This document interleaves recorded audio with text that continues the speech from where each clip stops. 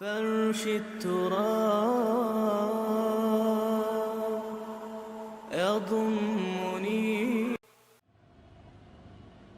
اور اس کا ظاہر اس میں سب سے پہلے انسانی ہمدردی، اور اس ہمدردی کی بنا پر وہ مال جو بہت محبوب ہے خرچ کرنا، درد دل کے واسطے پیدا کیا انسان کو، ورنہ طاعت کے لیے کچھ کم نہ تھے کروبیاں. اگر یہ نہیں ہے تو کچھ نہیں. حضور نے فرمایا من یحرم الرفق فقد حرم الخیر کلہ. جو شخص دل کی نرمی سے محروم ہو گیا وہ کل کے کل خیر سے محروم ہو گیا. کسی کو دکھ میں دیکھو اور اس پوزیشن میں ہو کہ تم اس کا کوئی مداوع کر سکو اور نہ کرو، پھر تم چاہے مفسر ہو، محدث ہو، نیک نہیں ہو. تم عابد ہو سکتے ہو، زاہد ہو سکتے ہو، تم مفسر ہو سکتے ہو، محدث، نیک نہیں ہو سکتے. من یحرم الرفق، رفق کہتے ہیں نرمی، رفیق ہمارا ساتھی، دمساز. ظاہر بات ہے آپ کو دکھ ہوگا، آپ کے رفیق جو ہے اس کے اپنے دل میں محسوس کرے گا آپ کے درد کو. ہم درد کسے کہتے ہیں؟ ہم درد، جن کا درد مشترک ہے. ہم عصر ایک زمانے کے لوگ، ہم جماعت ایک جماعت میں پڑھنے والے، ہم درد. خنجر چلے کسی پہ تڑپتے ہیں ہم امیر، سارے جہاں کا درد ہماری جگر میں ہے. اگر یہ رفق نہیں ہے، اگر یہ ہمدردی نہیں ہے، اگر کسی کو دکھ میں دیکھ کر آپ تڑپ نہیں اٹھتے، اگر اس کی مدد کرنے پر قادر ہو اور نہیں کرتے تو کل خیر سے محروم ہے. پڑھے جاؤ نمازیں اور تہجدیں، کچھ حاصل نہیں ہوگا. اس پر جو آخری آیت قرآن کی ہے، لن تنالوا البر حتى تنفقوا مما تحبون، اس سے زیادہ کیٹیگوریکل سٹیٹمنٹ اور کیا چاہیے.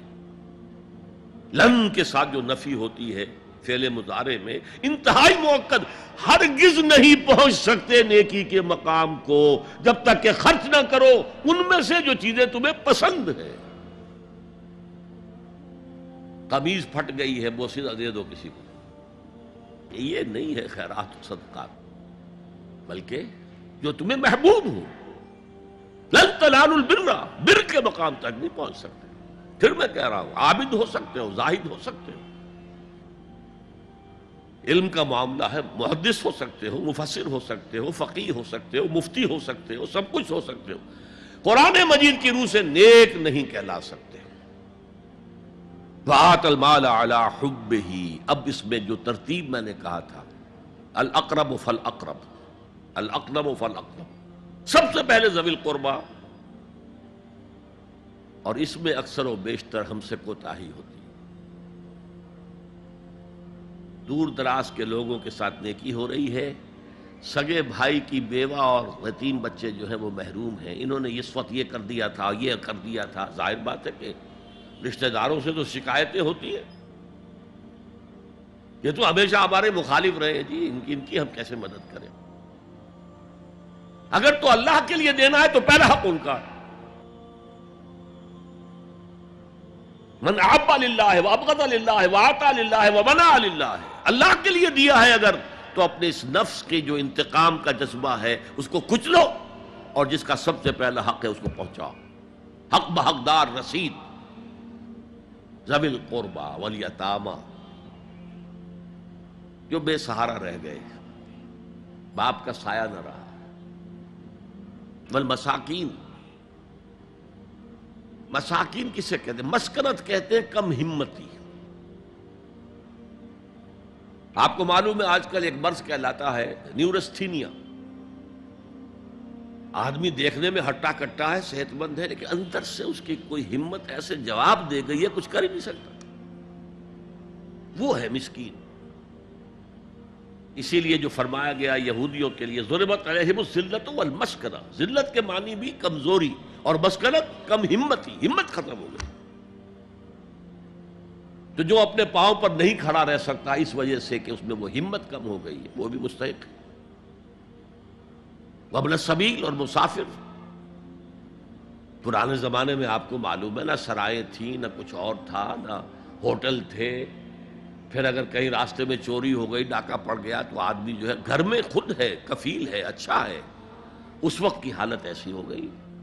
ہمارے ہاں بیگرز نے اسی کو ایک بہت بڑا بہانہ بنایا ہوا، جی میں آیا تھا وہاں سے اور یہاں سے اور میری جیب کٹ گئی، سب کچھ چلا گیا، اب مجھے واپس جانے کے لیے کرایہ چاہیے. اکثر و بیشتر جھوٹے کیسز ہوتے ہیں. اگر آپ کسی کو پکڑ لیں اور ساتھ لے کر کہیں تحقیق کراؤ تو وہ بھاگ جائے گا، پھر نہیں آئے گا اس مسجد میں.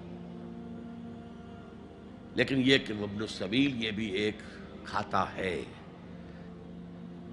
والسائلین یہ ذرا تفصیل طلب معاملہ ہے. اسلام کی تعلیم بڑی متوازن ہے. ایک طرف سوال کی مذمت ہے، مت اپنا دستے سوال دراز کرو کسی کے سامنے. جو شخص ہاتھ پھیلاتا ہے مانگنے کے لیے، وہ اپنی عزت نفس کو ہتھیلی پر رکھ کر آپ کے سامنے پیش کر رہا ہے، اور آپ ٹھوکر مار دیتے ہیں اس کی عزت نفس کو. مانگو اللہ سے. اللہ کسی کے دل میں ڈالے تمہاری ضرورت پوری کر سکتا ہے، بغیر اس کے کہ تم کسی کے سامنے دستے سوال دراز کرو. تو سخت مذمت ہے. اور خاص طور پر بیگری جو ایک انسٹیٹیوشن بن گیا ہے، ایک پیشہ بن گیا ہے، وہ تو اسلام کی تعلیمات کے منافی ہے. اور جس طرح کی ہم خیرات بانٹتے ہیں، 5 روپے کا نوٹ دے رہے ہیں مانگنے والوں کو، مسجدوں کے باہر سمجھ رہے ہیں ہم نے حاتم طائی کی خبر کو لات مار دی، حالانکہ حقیقت میں آپ انسٹیٹیوشن آف بیگری کو سپورٹ کر رہے ہیں. کسی ایک کو لے لو، آؤ چلو مجھے اپنا گھر دکھاؤ، مجھے بتاؤ تم واقعی اس قابل ہو یا نہیں ہو، اور پھر اس کی مدد کریں، لمسم کریں. پھر وہ 5 روپے نہیں ایسی دیں کہ وہ کچھ اپنے پاؤں پر کھڑا ہو سکے. میں نے 1 روپیہ نہیں کہا، آج دیکھیں 1 روپیہ تو اب کوئی شے نہیں رہی، لیکن یہ کہ 5 روپے کا نوٹ بھی آپ نے تقسیم کرنے شروع کر دیے، یہ کیا ہے؟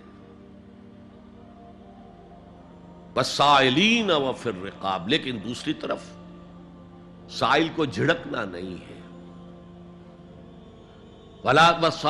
اما السائل فلا تنہر، جھڑکو نہیں. اچھا بھائی نہیں، معاف کرو، میرے پاس اس وقت آپ کی مدد کے لیے کچھ نہیں ہے، میں کچھ نہیں کر سکتا. تو ان دونوں کے درمیان اصل میں معاملہ ہونا چاہیے. بلکہ یہاں تک بھی فرمایا سائل کو ضرور دو، چاہے وہ گھوڑے پر سوار ہو کر تمہارے دروازے پہ آیا. کیا پتا اس کی واقعی الجھن کیا ہے. تو سوال کی مذمت اور سائل کو جھڑکنے کی ممانعت. حتی الامکان خالی ہاتھ نہ لوٹاؤ. اس نے اپنی عزت نفس اپنی ہتھیلی پر رکھ کر تمہاری سامنے پیش کر دیا، اسے ٹھوکر نہ مارو. لیکن جیسا کہ میں نے عرض کیا، یہ انسٹیٹیوشن آف بیگری جو ہے یہ ایک علیحدہ شے ہے بالکل، اس کا اس سے کوئی تعلق نہ سمجھیے. وفی الرقاب، رقاب جمع ہے رقبہ، گردن. فک رقبۃ او اطعام فی یوم ذی مسغبۃ یتیما ذا مقربۃ او مسکینا ذا متربہ.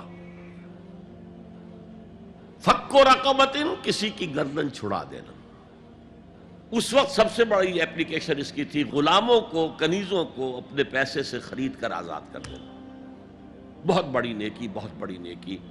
اور حضرت ابو بکر رضی اللہ تعالیٰ عنہ کے دفتر فضائل میں سب سے اونچا کام یہ ہے کہ جن غلاموں کو اور جن کنیزوں کو ستایا جا رہا تھا، دیئر اونرز، دیئر ماسٹرز، ان کے آقا کو حق حاصل تھا، جو چاہے کریں ان کے ساتھ، قتل کر دیں، کوئی پوچھنے والا نہیں ہے. میں پہلے بھی عرض کر چکا ہوں، میری ملکیت ہے، جیسے میری بکری میری ملکیت ہے، میں نے اس کو ذبح کیا، گوشت کھا لیا، تم کون ہوتے ہو پوچھنے والے؟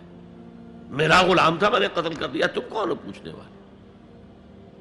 ان کو حضرت ابو بکر نے خرید کر آزاد کیا اور منہ مانگے دام دیے. حضرت بلال کے لیے امیہ ابن خلف نے اتنی بڑی رقم مانگی، حضرت ابو بکر نے کہا ٹھیک ہے لو. باپ نے کہا بھی، ابو قحافہ نے، ابو بکر کو کوئی غلام خریدنا ہی تھا تو کوئی طاقتور آدمی جو کام آ سکے کہیں، اس کو خریدنا چاہیے. مجھے کیا پتا ابو بکر کس لیے خرید رہا اور کس کے لیے خرید رہا.